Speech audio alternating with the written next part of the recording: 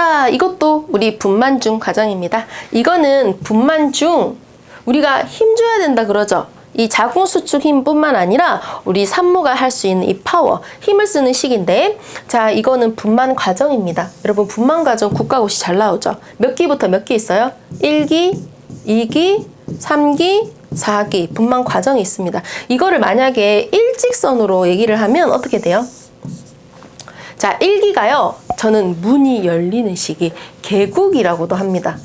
문이 열리네요 하죠. 문이 열리는 시기. 자궁문이 열리는 시기로서 처음에 진짜 진통이 나타납니다. 우리가 규칙적인 자궁 수축이 나타나죠. 이 규칙적인 자궁 수축이 일어나는 것부터 해서 어디까지? 문이 완전히 열려야 됩니다. 완전히 열리는 게 어디까지냐면 10cm 완전 개대까지. 이 완전 개대 10cm예요. 요 10cm까지 이거를 뭐라고 한다? 1기라고 해요. 1기, 문 열리는 시기. 그럼 뭐 완전히 열리고 이제 분만실에 있는 시기겠죠. 언제까냐면 태아가 나올 때까지, 베이비. 태아가 요 만출될 때까지. 그러면 태아가 나오는 시기, 이거를 뭐라고 할까요?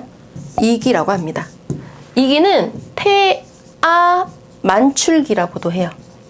언제부터 언제까지라고 하면 완전 개대부터 여기 태아 만출까지. 그러면 3기는 뭘까요? 태아가 만출되고 나서는요, 이렇게 태아가 이렇게 문 열려서 나왔다면, 우리 태아가 나왔죠? 여기 붙어 있는 뭐가 나와야 돼요, 이제? 태반이 박리돼서 나와야 됩니다. 그러면 태아 만출부터 어디까지? 태반 만출까지.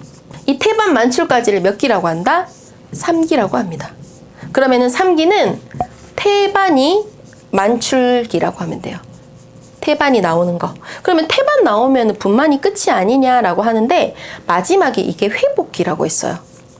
회복기는 4기거든요. 언제부터 언제냐면 우리 태반 만출됐죠? 여기서부터 몇 시간까지? 2시간.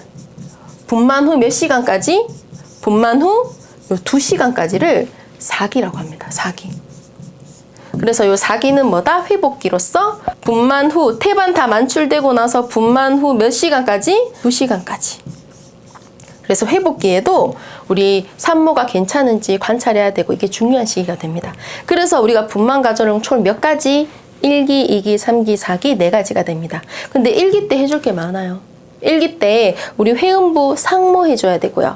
관장도 미리 해야 되고요. 걷는 거 정도, 병실 걷는 거 정도 가능하고 이렇게 외울 것들이 있습니다. 태아 심음도 언제 측정해요? 우리 파수되자마자 태아 심음 측정하는 것도 1기입니다. 그럼 2기 때는요, 태아 나오는 시기죠. 이때는 이제 만약에 그냥 질 입구로 나와버리면 질이 여기 회음부가 많이 찢어져 버려요. 열상. 그래서 어떻게 해야 된다? 우리 회음부를 여기 밑으로 싹 이렇게 절개를 해줘야 됩니다. 그래서 2기 때는 뭐 하는 시기다? 태아 나올 때 회음 절개술이 들어가야 되죠. 그쵸? 절개술이. 발로 직전에 회음 절개술이 들어가야 됩니다. 회음 절개술. 또 1기 때는 선생님들 문 열리고 있을 때 힘주면 돼요, 안 돼요? 엄마 보갑. 힘주다가는 더 광범위하게 찢어집니다. 큰일 나요. 1기에는 절대로 보갑을 주면 안 되는데, 보갑을 열심히 줘야 되는 시기가 바로 태아가 나올 때죠. 그러니까 몇 기? 2기가 됩니다. 그러면 보갑을 높여야 될 시기는 몇 기라고요? 2기. 그래서 여러분들 1기 간호, 2기 간호는 따로 정리해서 꼭 외우셔야 되고요. 저랑 뒤에서 문제도 많이 보실 겁니다. 간호도 보실 거고, 이거는 시기 고르는 거니까 보갑 높이는 건 2기. 그러면 2기 골라볼까요? 자, 경관, 우리 경부 입구, 자궁문이 열리는 거는 몇 기? 1기. 그 다음에 규칙적인 진통, 규칙적인 자궁 수축, 규칙적인 진진통 몇 기? 1기. 1기 시작에 해당하죠. 그 다음에 태아가 나오는 거, 이게 몇 기예요? 2기. 그러니까 정답 몇 번? 3번. 태반이 나오는 거 몇 기? 3기. 그리고 회복기 2시간까지 몇 기? 4기. 이렇게 우리가 시기를 알고 거기에 해당하는 거 고르는 것도 꽤 많이 나와요. 그리고 1기, 2기 간호가 많이 나온다는 거, 이거는 문제 나올 때마다 다시 정리할게요. 자, 에릭슨 나왔습니다. 자꾸 최근에도 국시에 우리 아동간호 1단원에 해당하는 이 이론가들 있죠. 아까 프로이트 잠깐 만났다시피 우리 그 본능적인 성에 관심이 많았다면 에릭슨 씨는 저는 제가 꼰대라고 말씀합니다. 항상 사회심리학적 발달, 정서적 발달로서 어떤 그 발달 시기에 이거를 지켜라 그래요. 본분을 지켜라. 완전 꼰대시라고 저도 말하는데 뭐를 해야 돼요, 이 시기에. 근데 이거를 실패하면 어떻게 된다? 너는 이렇게 돼. 좀 극단적이시죠? 너 이 시기에 이렇게 해야 되는데 너 실패하면 이렇게 돼 라고 말하는 게 바로 에릭슨의 정서적 발달 과정 이겁니다. 그럼 우리가 이 시기가 지금 유아기를 고르는 게 나오는데요. 영아기부터 시기부터 해서 뭐 벌스 뭐를 찾아야 돼요. 자, 그러면은 여기 정서적 발달이 쭉 나와 있는데 전생애를 가리킵니다. 노년기까지 나와요. 그러면 영아가 우리 몇 살에서 몇 살이죠? 영아기를요 그냥 크게 0에서 1세, 유아기는요 1에서 3세 많이 해요. 학령전기 3에서 6세, 학령기 초딩이라고 생각할까요? 그냥 6에서 12세. 그 다음에 청소년기는 12에서 18세, 성인 초기는 18에서 40세, 중년은 40에서 60. 우리나라는 노인을 65세 이상이라고 하지만 60세로 그냥 기준으로 잡을게요. 에릭슨 기준으로. 자, 이렇게 있고요. 자, 지금부터 우리가 요 전생에 뭐, 벌스 뭐, 대, 이게 나올 거예요. 자, 영아기 때는 엄마랑 뭐 쌓을 시기다? 신뢰감. 신뢰감을 쌓아야 됩니다. 엄마랑, 내가 만약에 기저귀를 못 갈죠. 기저귀도 전적으로 엄마가 갈아줘야 되고요. 배고파도 엄마가 모유라든지 분유를 줘야 돼요. 엄마랑 신뢰감이 가장 형성된 시기인데 엄마랑도 신뢰감이 안 쌓아져요. 그 뭐 세상에 누구를 믿을 수 있을까요? 나중에 성인으로 자라면 불신감이 가득해져요. 신뢰감 이게 실패하면 불신감. 그 다음에 유아기는요. 선생님들 이 1에서 3세 프로이트는 이 시기를 학문기라고 했었죠. 학문에 스스로 힘주고 아까 대변 가리는 게 12에서 18세였어요. 그러니까 12에서 18개월이었어요. 그쵸? 그러니까 자율적으로 학문을 조절할 수 있는 자율성. 그리고 1세부터 걷기 시작하죠. 얼마나 자유로울까요? 자율성. 근데 이때 대소변 훈련하는 시기인데 뭔가 실수를 했어요. 수치감을 느껴요. 자율성 대 수치감. 그 다음에 학령 전기라는 거는 아직 초등학교 가기 전, 학령기 전이라는 의미로서 이때는 전부 다 내가 할래 거려요. 내가 할래 주도성으로 외우시면 좋습니다. 그런데 이 시기에 우리 아이들은 양심이라는 게 발달하거든요. 그래서 내가 할래 하다가 실패했잖아요. 그러면 죄책감을 느낍니다. 죄책감. 그 다음에 여러분 학교에 갔어요. 초등학교. 자, 학령기 때는 우리가 숙제도 해야 되고 방학 숙제도 해야 되고 근면성실하게 하죠. 근면성 발달합니다. 솔선수범하고 근면성. 그런데 이제 여러분 반 친구들이랑 받아쓰기도 점수가 비교되고 옆 친구랑 비교가 되겠죠. 열등감을 많이 쌓이는 시기예요. 그래서 우리 학령기 때는 좀 더 지지해주고 하셔야 돼요. 비교하고 하시면 안 됩니다. 그 다음에 청소년기 이때는 내가 미래에 어떤 직업을 가질까 고민을 하죠. 진로에 대해서. 자아 정체감. 그런데 내가 만약에 실패해가지고 학생으로서 본분도 안 지키고 그냥 가출하고 이래요. 역할 혼돈. 그리고 이제 성인 초기입니다. 18에서 40세 어때요? 대학 가고 동아리 활동하고 연애도 하고 결혼도 하고 이런 가장 사회적으로 많이 왕성하죠. 친밀감 형성입니다. 근데 여기에 실패하면은 우리 히키코모리처럼 된다고 하죠. 고립감. 그 다음에 중년 때는요. 어느 정도 40에서 60 자리 잡아서 되게 경제적으로 생산이 많은 시기다. 생산성. 그런데 여기 실패하면은 경제적으로 침체성. 그 다음에 노년기 때는 나 그동안 잘 살았다. 노후자금도 잘 모았다. 자아 통합감. 근데 실패하면 어때요? 나 노후자금도 없어. 자식 장가들 못 보냈어. 우리 자식들 절망감. 이렇게 전 생애를 우리 에릭슨 씨는 이렇게 극단적으로 표현했어요. 어떤 게 실패하면 뭐가 된다. 이거를 외워야 됩니다. 그러면 저랑 어떻게 외워볼 거냐면 솔직히 말하면 이게 객관식으로 나오니까요. 우리 선생님들께서 앞자리만 따면 외울 수가 있어요. 신자, 주도성으로 외워줄래요? 죽은 자, 진생자. 한 번 더.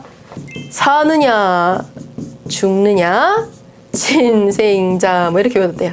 한 번 더. 신자, 죽은 자, 진생자. 앞잘만 따서 외우시면 되고요. 자, 신자, 신뢰감. 자, 자율성. 그리고 이게 따라올 수 있어요. 이렇게 외워야 돼요. 죽은 자 할 때 주도성. 근면성. 자, 우리가 자아 정체감. 그 다음에 친생자, 친밀감. 생산성. 자아 통합감. 이런 식으로 앞자만 따도 이렇게 연결해서 볼 수도 있어요. 그럼 한번 해볼까요? 유아기는 몇 세? 영아가 0에서 1세면은 유아는 1에서 3세. 이때 여러분들 대소변 훈련하고 이런 시기가 자율적이죠. 1살부터 걷기 시작하고. 그러면 이 발달하는 정서는 자율성을 골라봐야 되겠네요. 정답 몇 번? 5번. 신뢰감 언제예요? 영아기죠. 이거 실패하면 여기 밑에 있네요. 불신감. 친밀감은 언제였어요? 좀 더 친밀감 쌓은 거? 우리 성인 초기에 18에서 40. 근면성, 열심히 우리 솔선수범하는 거 언제예요? 초등학교 만 6에서 12 해가지고 이렇게 외우시면 돼요. 그래서 정답은 5번입니다. 이거 꼭 기억을 해주시면 좋겠어요. 지금 매번 나오고 있거든요. 이론가들 중에서 에릭슨 아니면 프로이트. 자, 66세 남성은요, 이번에 당뇨를 앓고 계신데요. 여러분, 당뇨병은 혈액순환이 좋을까요? 나쁘실까요? 나빠요. 어떻게 보시면 되냐면 당뇨, 여러분들 소변에서 당이 빠졌습니다. 소변에는 절대로 당이 빠지면 안 돼요. 그런데 지금 당뇨까지 이어졌다는 거는 무슨 조절이 안 되냐면 지금 인슐린 분비에 문제가 있습니다. 인슐린은 여러분들 어디서 만들어져요? 췌장에서 나오는 호르몬이죠. 얘가 바로 혈당을 낮춰줄 텐데 이게 제대로 조절이 안 됐는지 얼마나 피 속에 당이 많길래 이런 신장에서 여러분들 당은 다 이렇게 혈관으로 100% 재흡수돼야 되는데 이렇게 소변으로 나와버렸어요. 문제가 되겠죠. 그러면 혈액성이 어떻다? 당 조절이 안 되는 겁니다. 그럼 여러분 혈액에 당이 많다고 생각하면 꿀을 생각해 보세요. 혈액순환이 잘 돼요, 안 돼요? 피가 끈적끈적하게 뭔가 순환이 잘 안 되겠죠. 그러면 우리가 혈액을 통해서 우리 온몸에 이렇게 심장이 뿜 짜지면 뭐를 전달하는 거예요? 산소를 전달하러 가야 되는데 아무래도 찐득찐득 순환이 약하면 산소 전달이 잘 안 됩니다. 특히 그러면은 우리가 이렇게 몸이 있어요. 자, 심장이 작아지고 이 전신에 산소주로 가야 되죠. 산소주로 막 팔끝 다 가야 되는데 어디가 심장에서 가장 멀까요? 심장에서 가장 먼 곳 발입니다. 이 발. 이 발이 가장 멀어요. 그러면 발에 산소가 제대로 공급을 못 받잖아요? 그러면 발이 나중에 괴사될 수도 있고 썩으면 우리 잘라내야 될 수도 있어요. 그렇죠? 이런 괴사가 될 수도 있고 혹시나 상처가 생기면은 원래 산소가 잘 통해야지 회복이 되거든요. 상처에 회복이 되지 않습니다. 그러니까 너무 위험해요. 그래서 우리 당뇨 환자들은 뭐가 정말 중요하다? 발을 정말 잘 조심히 다뤄야 돼요. 상처 안 생기도록 진짜 관리 잘해야 됩니다. 순환 잘 되게 해야 돼요. 막 조이는 신발 이런 거 곤란합니다. 그러면 해볼까요? 첫 번째, 바셀린, 연고 이런 거 바를 수는 있는데 조금 더 디테일하게 말하면 발톱 있죠? 우리 조금 발가락에는 바르지 사이에는 안 바르는 게 좋아요. 근데 연고나 로션 발라서 건조해도 상처가 잘 생기거든요. 이것도 나쁘진 않습니다. 정확한 거는 1번이에요. 왜냐하면 발가락 사이에는 근데 안 바르면 좋아요. 거기는 혹시나 습진이라 생길 수 있기 때문에 그래도 전체적으로 발라주는 건 좋습니다. 정답은 1번이고요.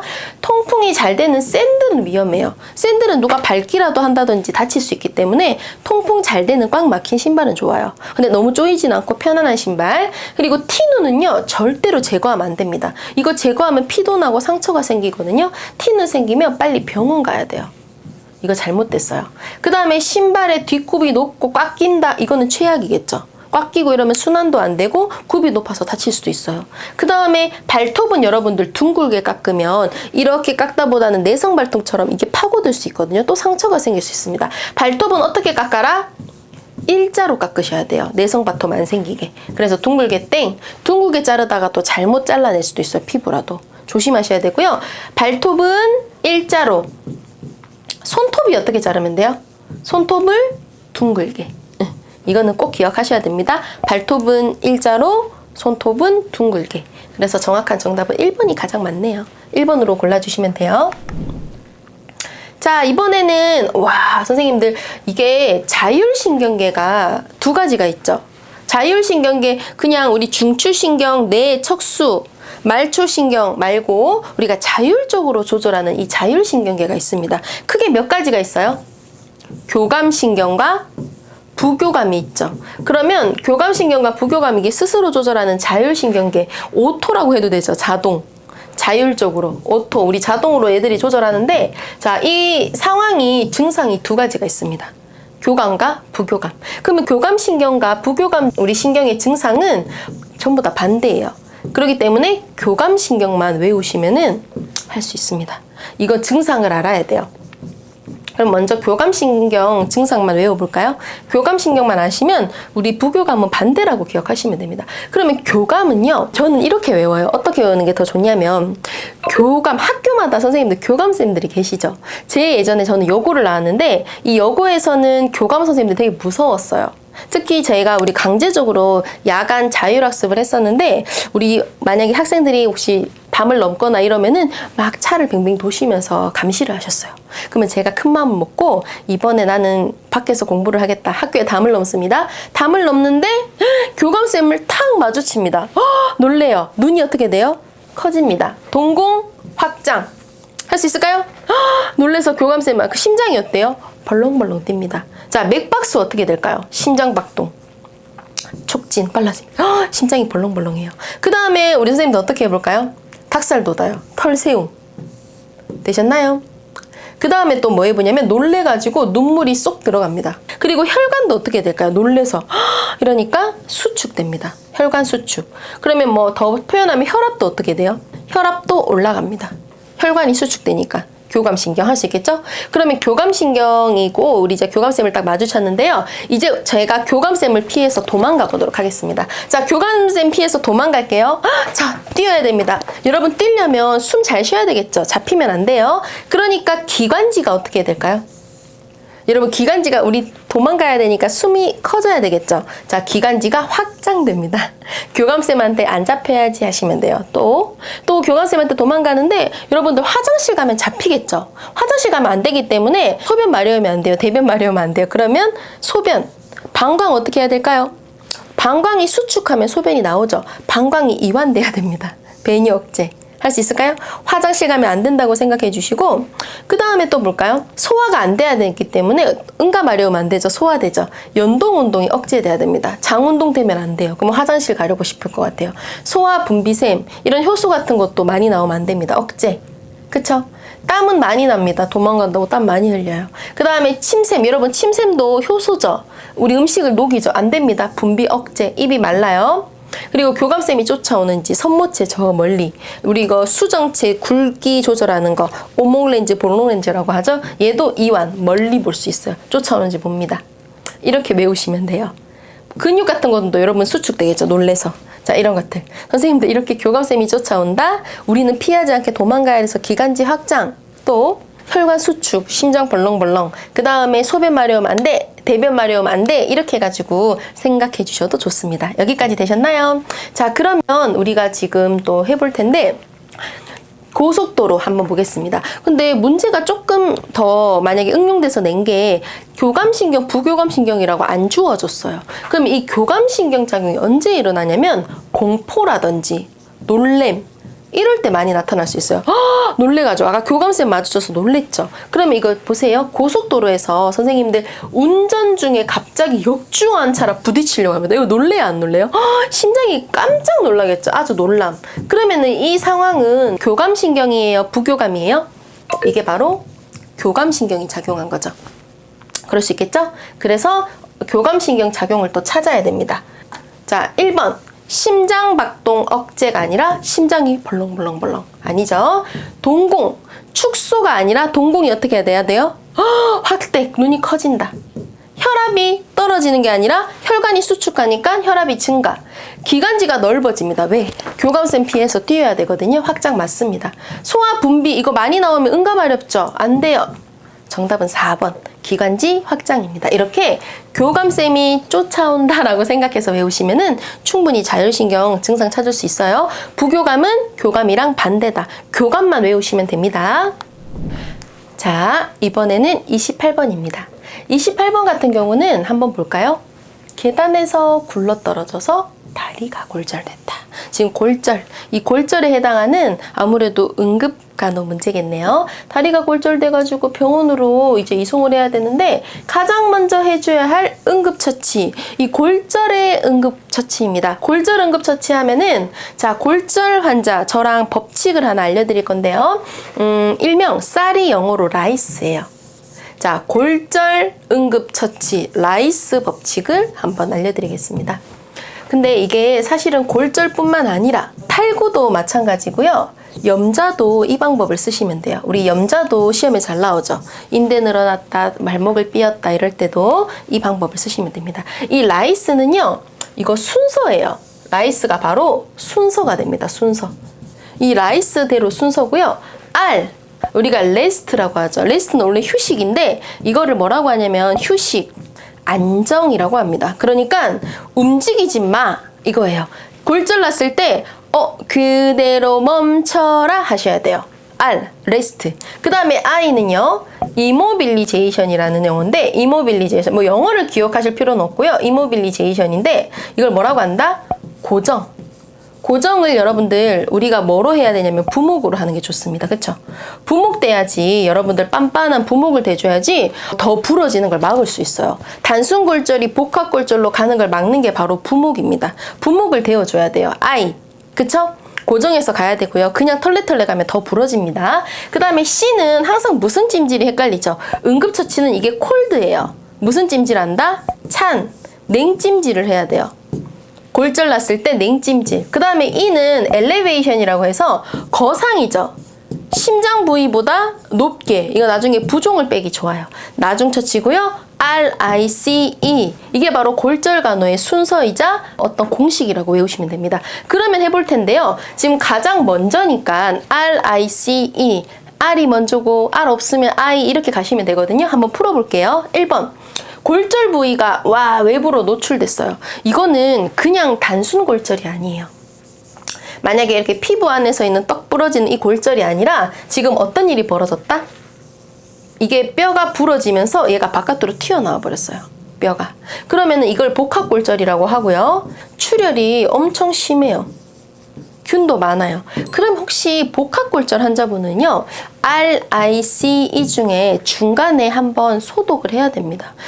피부가 상처가 나서 튀어나왔죠. 그럼 이 피부 소독을 해줘야 되거든요. 그러면 피부 소독을 RICE 중에서 어디에 해야 되냐면, 어디에 해야 될까요? RICE. 부목될 때 부목돼서 붕대를 감아 오르겠죠. 이 붕대를 감기 전에 소독을 하고 감아야 됩니다. 그러면 부목돼서 붕대 다 감았는데 소독 안 했다 하면서 풀면 안 돼요. 그래서 R과 I 사이에 혹시 만약에 이것처럼 복합골절이 있고 피부에 상처가 있다면 여기서 소독을 좀 해주는 것도 있어요. 그래도 가장 먼저는 그대로 멈춰라 하시면 됩니다. 첫 번째, 외부로 노출되는 이런 복합골절, 세균 감염을 막기 위해 소독한다. 근데 소독하는 거는 R 다음이었어요. 제일 먼저는 아니죠. 틀렸습니다. 그 다음에 두 번째, 자, 부종을 감소시키기 위해 얼음찜질. 이거 C죠. C는 R, I, C. 세 번째 틀렸어요. 그 다음에 골절을 감소하기 위해서 진통제. 여러분, 진통제 주는 건 나중에 일이에요. 병원에 가다든지 어떤 처치에 따라서. 이것도 아니고요. 자, 뼈를 여러분 맞추거나 움직이면은 더 부러집니다. 큰일 나요. 고정. 그 다음에 다섯 번째, 부득이한 경우를 제외하고는 부목을 대기 전에, 부목되는 게 I였죠. 뭐하라? 이동하지 마라. 레스트. 그대로 멈춰라. I 전에 R. 정답이네요. 정답 몇 번? 5번. 이렇게 라이스 법칙을 두고 순서로 보셔도 좋습니다. 그래서 항상 먼저 R, I. 혹시 이 사이에 혹시나 뼈가 돌출된 상처 같은 게 있으면 소독 들어가면 되고요. R, I, C, E. 이 순서라는 거 기억하시면 됩니다. 여기는 가장 먼저기 때문에 정답이 5번이 됩니다. 자, 50번. 우리 여성 노인들이 복압성 요실금으로 있어요. 자, 요실금 간호네요. 이 요실금 간호에 대해서 고르래요. 자, 요실금 간호는 특히 우리 여성 노인들은 복압성 요실금이 많아요. 복압성 요실금이라 하면 우리 기침하다가 재채기하다가 내가 팬티에 나도 모르게 새어 나오죠. 이 요실금입니다. 그러면은 이 요실금의 간호가 중요한데요. 요실금 간호는 크게 두 가지 기억해 주시면 좋아요. 왠지 요실금이 있으면은 자꾸 막 소변이 나도 모르게 나오니까 물을 안 먹고 싶잖아요. 그거는 제일 안 좋습니다. 수분 섭취를 어떻게 해라? 많이 해야 됩니다. 왜냐하면 어떤 게 더 안 좋은 상황이냐면요. 물을 적게 먹으면은 여러분 요 방광에 오줌이 되게 소변이 진하죠. 이게 농축이라고 하죠. 이렇게 소변이 만약에 너무 농축되면 오히려 이 방광을 더 자극합니다. 이 방광을 자극해서 이 방광이 나도 모르게 불수의적으로 수축합니다. 오히려 이 진한 소변이 더 안 좋다는 거예요. 그러니까 물을 어떻게 해야 된다? 소변이 진해지지 않도록 많이 먹어야 됩니다. 이거 중요한 간호예요. 할 수 있겠죠? 그리고 또 뭔가 우리가 보통 화장실에 갈 때 소변을 놓을 때 어떻게 가죠? 규칙적으로 가는 게 아니라 그냥 마려우면 가죠. 요의가 있을 때. 요의가 느껴지면 가는데 이거는 그렇게 가시면 안 돼요. 요의가 느낄 때 가는 게 아니라 규칙적으로 갑니다. 한 3시간마다라든지 보통 소변은 그 정도 비워내죠. 규칙적인 배뇨 습관. 그래서 만약에 화장실을 가실 수 있으면 3시간마다 뭐 4시간마다 규칙적으로 화장실 가서 비워주시거나 아니면 침대 위에서 소변을 봐야 된다면 규칙적으로 변기를 데워줘야 돼요. 할 수 있을까요? 이렇게. 근데 도저히 요실금이 너무 심하면 최후의 수단이 바로 기저귀입니다. 근데 기저귀는 여러분들 최후의 수단이에요. 이유가 뭘까요? 기저귀를 착용하면 여러분 발진도 생기고 습기가 있죠. 이거 욕창 위험이 있습니다. 그러니까 실금이 도저히 컨트롤이 안 될 때 최후의 마지막입니다. 그래서 처음에 우리 화장실 직접 모셔가고 안 되면은 이동 변기 대주고 그래도 안 되면 기저귀예요. 근데 이 기저귀를 착용하시다가 결국에는 발진이 생기고 욕창이 나타났어요. 그러면 당분간 기저귀를 착용 못 하거든요. 그때 최후의 수단으로 뭐까지 한다? 유치도뇨관, 소변줄 꽂고 우리 주머니까지 있어야 돼요. 근데 이거를 계속 하진 않습니다. 왜냐하면 이거는 감염률이 높죠. 감염률이 높기 때문에 언제까지 하냐면 피부가 나을 때까지. 유치도뇨관 하시고 빼셔야 됩니다. 빼고 나셔도 자연 배뇨 잘 되는지 확인해야 돼요. 규칙적으로 변기를 대주고 해야 됩니다. 자, 그러면 1번부터 해볼게요. 자, 소변이 마려울 때마다 화장실 가는 거는 요의가 있을 때마다 가는 거죠. 아니고요. 규칙적으로 간격으로 갈 거예요. 그리고 취침 전에 2시간 이내에 충분히 물은 평소에 많이 먹는 건 맞는데 취침 전 2시간 이내면은 자다가 깨겠죠. 수면도 방해하기 때문에 원래 물을 평소에 많이 먹지만 언제는 제한한다? 잠들기 2시간 전에는 물을 제한해야 돼요. 평소에는 많이 먹다가. 그 2번 문장은 사실 틀렸습니다. 3번째, 규칙적으로 소변 본다. 정답 몇 번? 3번. 가장 중요한 말입니다. 규칙적인 배뇨 습관. 우리가 2가지 중에 수분 많이 먹어라, 규칙적인 배뇨 습관이 요실금 간호에서 핵심이에요. 그 다음에 4번째, 요실금이나 긴박류를 예방, 수분 제한은 절대로 안 됩니다. 언제 제한한다? 잠들기 2시간 전에만. 자, 그 다음에 알코올, 커피, 이거 이뇨작용 있죠? 당연히 요실금 환자한테 좋지 않습니다. 섭취를 안 하시는 게 좋아요. 정확한 정답은 3번. 요실금 간호에서 2가지 핵심은 수분을 많이 먹어라. 하나 더, 규칙적인 배뇨 습관. 변기를 대주든 화장실을 모시고 가든 이렇게 규칙적으로 하셔야 됩니다. 정답은 3번이에요. 자, 이번에는 우리 치아도 해부적으로 한번 하나를 가져와서 반을 잘라가지고 이 내부의 구성, 그래서 치아의 조직을 한번 확인해 볼 수 있습니다. 각각의 치아가 아니라 우리가 한번 하나를 가져와서 잘라볼 텐데요. 그러면은 한번 해보겠습니다. 어떻게 한번 분류를 해볼 수 있냐면 완성된 그림을 이따가 좀 보여드리고 먼저 차근차근 보면은 잇몸이 있죠. 여기 잇몸이 있습니다. 그럼 잇몸이 있을 때 보통 잇몸에서 이렇게 나와 있어요. 그쵸? 그 다음에 밑에 뭐가 있어요? 뿌리가 있죠. 지하에 보시면. 그러면 이쪽이 뿌리근을 해서 이거를 치근이라고 합니다. 그 다음에 위에 올라온 거는 왕관 같다고 해서 뭐라고 할까요? 치관. 그리고 이런 치관과 치근의 중간, 이 경계에 있는 걸 뭐라고 하냐면 이 사이에 경계라고 해서 그냥 치경부라고도 합니다.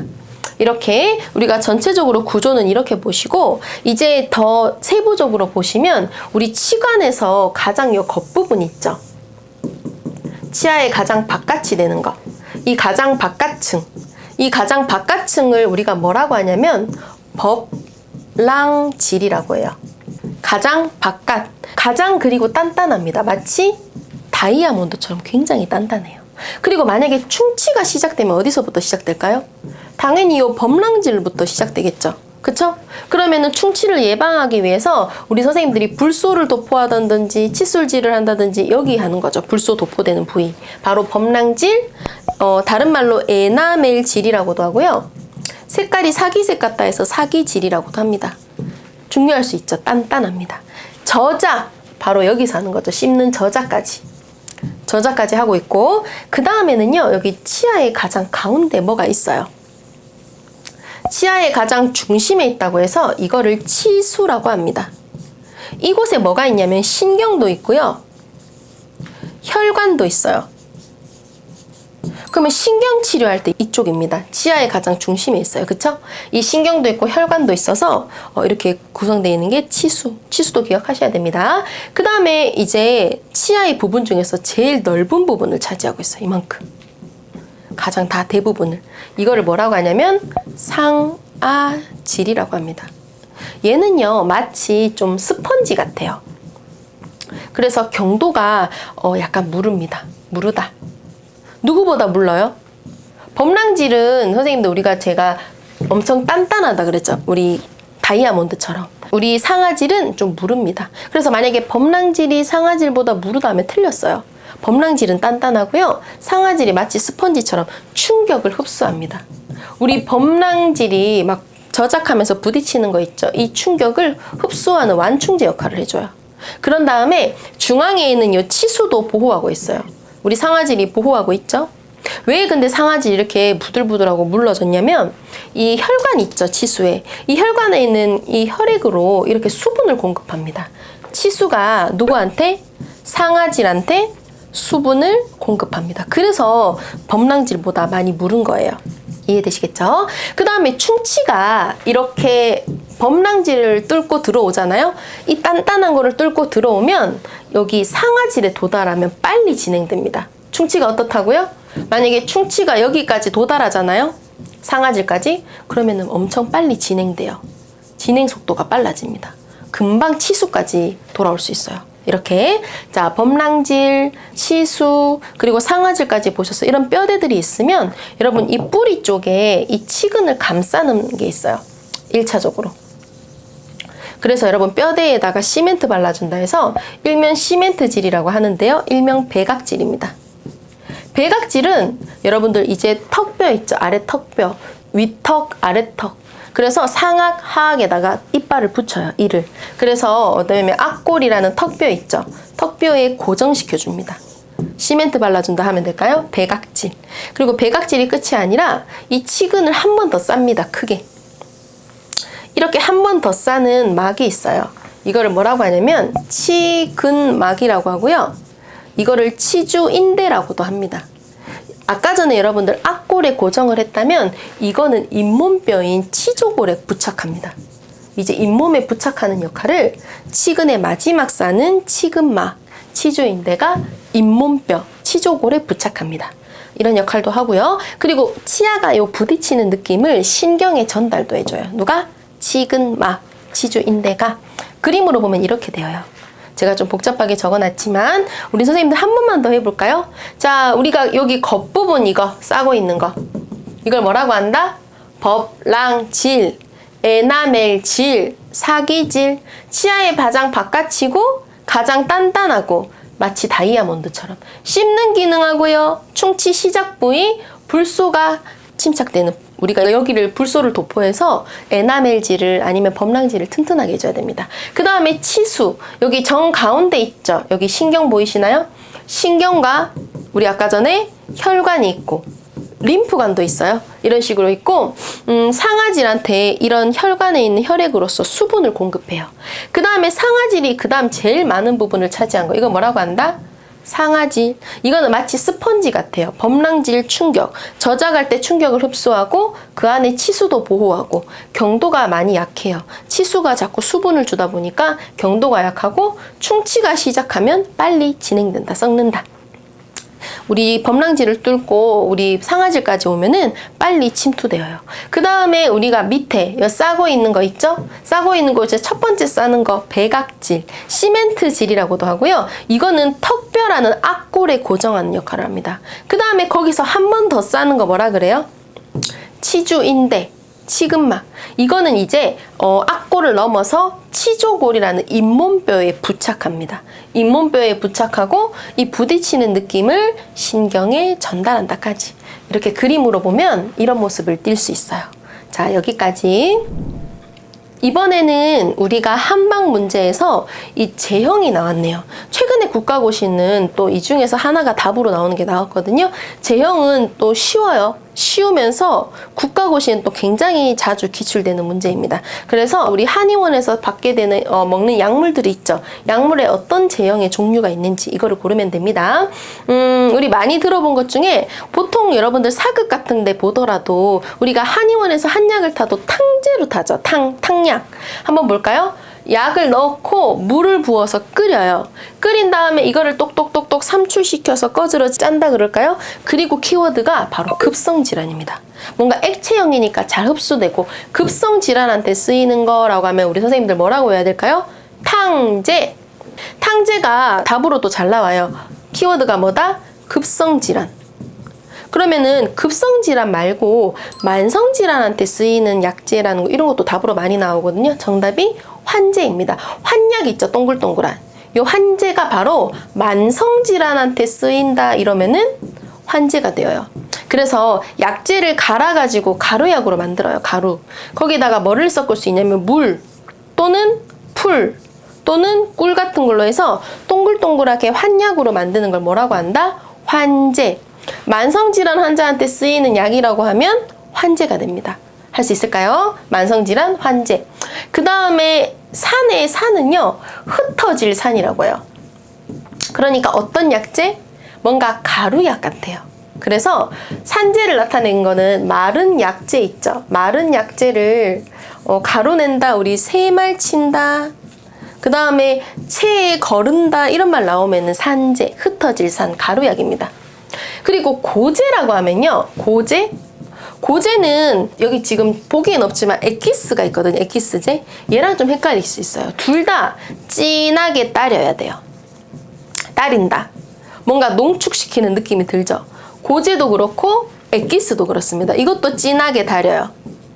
그런데 얘는 뭐를 섞는 게 중요하거든요. 이게 진하게 따려서 고제는 우리가 홍삼정이라고 할 거예요. 끈적끈적한. 여기는 달콤한 걸 태워요. 꿀이라든지 또는 뭐 설탕이라든지 이런 달콤한 거를 해서 끈적하게 진하게 따려서 만드는 걸 뭐라고 한다? 고제. 반유동의 형태로 만든다고 하시면 되고요. 엑기스는 꿀이랑 우리가 설탕이 아니라 보통 한 가용성 성분 있죠. 물에 잘 녹는 그런 거를 그냥 섞어서 만들었다 하면 엑기스. 근데 달콤한 거 섞었다 하면은 고제. 이렇게 기억하셔도 좀 구별이 되실 거예요. 주제는 이거 약간 술 같지 않아요? 맞아, 소주, 맥주, 알코올에 삼출한 제형입니다. 이런 식으로 약제가 있는데 시험에는 아무래도 급성질환하는 탕제라든지 만성질환하는 환제도 잘 나오고요. 최근 국가고시에는 이 산제가 답으로 나왔어요. 그래서 이 제형도 우리 선생님들께서 구별할 정도로만 외워주시면 되겠습니다.